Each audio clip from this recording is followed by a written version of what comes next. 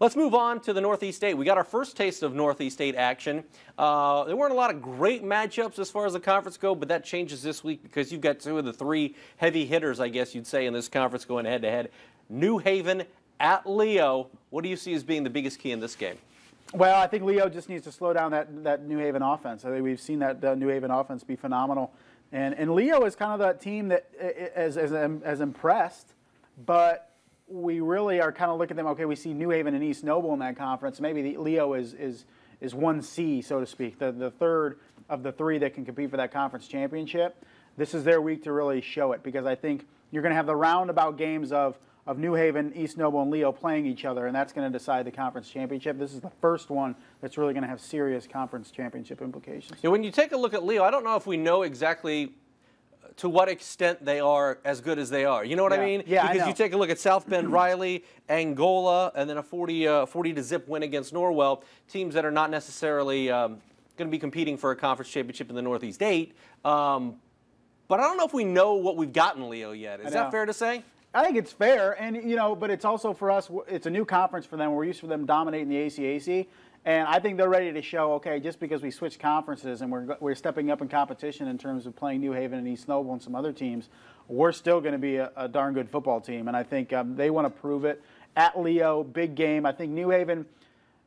I don't want to say they're overconfident, but they've had it easy too, and I think maybe I've seen some comments on social media where they think they can compete in the SAC. So. Don't worry about the SAC. You're not in the SAC. You got to compete in the Northeast 8, and you got a big game on Friday night at Leo.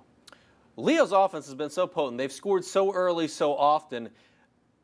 Are you just looking forward to seeing what happens when a ball game for them is decided in the third or fourth quarter? I mean, I think they're looking forward to it, too, to be able to play their starters throughout the entire 4 quarters. Yeah, I think the coaches definitely are looking forward to it, and, maybe they can see their kids for 4 quarters. So that's huge, and I think New Haven has kind of had a lot of games, too, where they're coasting in the second half, too. So I think both coaches are coming into a little bit of an unknown this week because they know their players are going to have to compete for 4 quarters, and until you do that and you see it and what your kids are doing in the fourth, you really don't know what you have.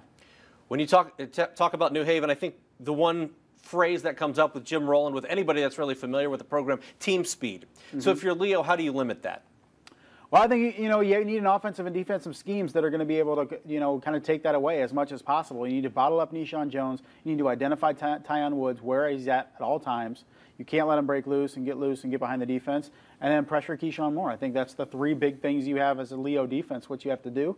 And I think we kind of underestimate that Leo offense. New Haven the defense has been phenomenal, but I don't think they've been tested very much like Leo. So these are 2 teams that I think we really haven't seen what they can do yet. Here in week 4, it sounds weird, but they really haven't had the competition yet, and I think we find out Friday. And I think Keyshawn Moore has been one of the guys that's really impressed me so far this fall. You wondered how a sophomore quarterback would take the next step. You mentioned Arian Nieves earlier in the show has been one of those guys that's taken a step forward. Keyshawn Moore has, and the vertical game has been pretty impressive for New Haven. And it's not just Tyon Woods running behind everybody. Yeah.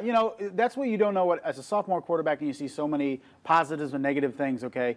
You don't know that natural progression as a junior. You're going to see a lot of those things weeded out. And maybe sometimes that's just, as a sophomore quarterback, that's who they are, or else they're going to improve. And I think you've seen it both with Nieves and with Keyshawn Moore as they've made that natural progression to, as a junior, less bad mistakes, less young mistakes, and making more plays, more smart plays.